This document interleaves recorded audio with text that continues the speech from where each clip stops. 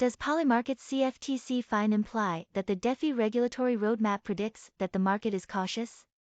Biden's other rules. Polymarket will pay a $1.4 million fine and wind down some prediction markets after a CFTC investigation found it was offering illicit options contracts in the U.S.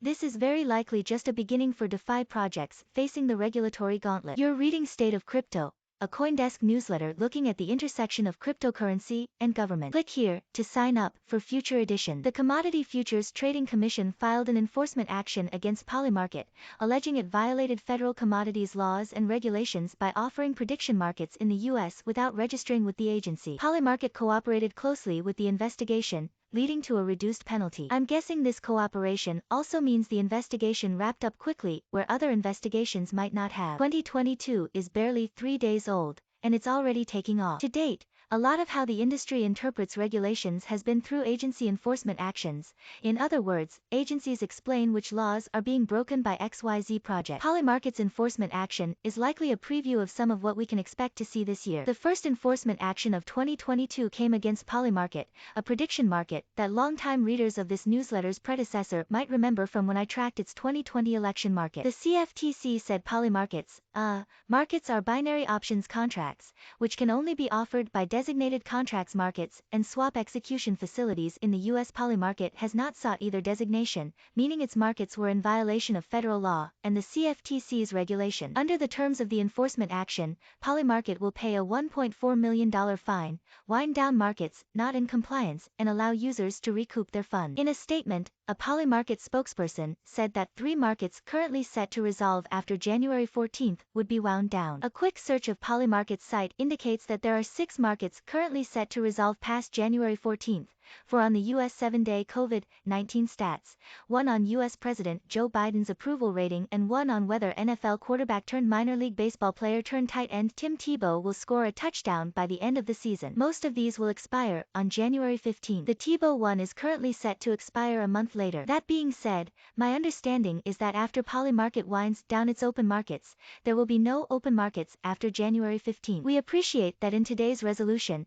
the CFTC recognizes our substantial cooperation and efforts to date to engage with them transparently on these topics, and to educate them on the architecture and foundational DeFi primitives underlying Polymarket, the company said in a statement. There are a few takeaways here. First, this is probably not great news for other crypto/decentralized finance prediction markets that are accessible in the US.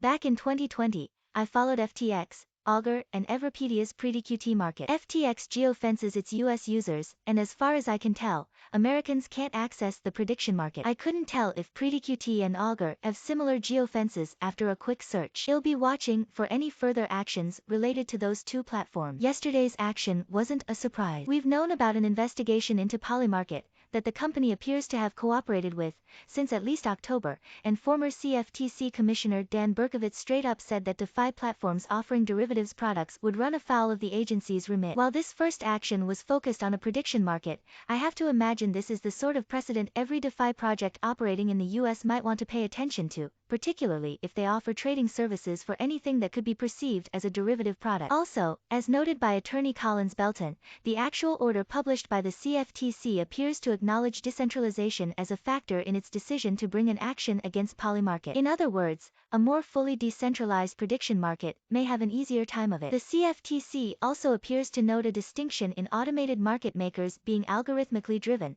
implying that not all AMMs may fall under the CFTC's registration requirements, according to Belton. DeFi presents unique challenges to both builders and regulators, and Polymarket remains committed to working with regulators to ensure that the rules currently governing digital assets and DeFi are sufficiently clear, allow for innovation in the United States, and protect individuals' interests and the integrity of U.S. markets, Polymarket said in its statement. We remain optimistic and look forward to a productive relationship with the CFTC that carves out a compliant path for DeFi products in the future. Yelena McWilliams, the chair of the Federal Deposit Insurance Corporation, said she would resign from the federal bank regulator in a surprise New Year's Eve announcement. This comes after what's been described as a power struggle between McWilliams, a GOP-nominated holdover from the Donald Trump administration, and Democrats, including recently confirmed CFPB Director Rohit Chopra and Acting Comptroller Michael Su. If you've got thoughts or questions on what I should discuss next week or any other feedback you'd like to share, feel free to email me at nick@coindesk.com or find me on Twitter at Nikalesh. You can also join the group conversation on Telegram. See y'all next week.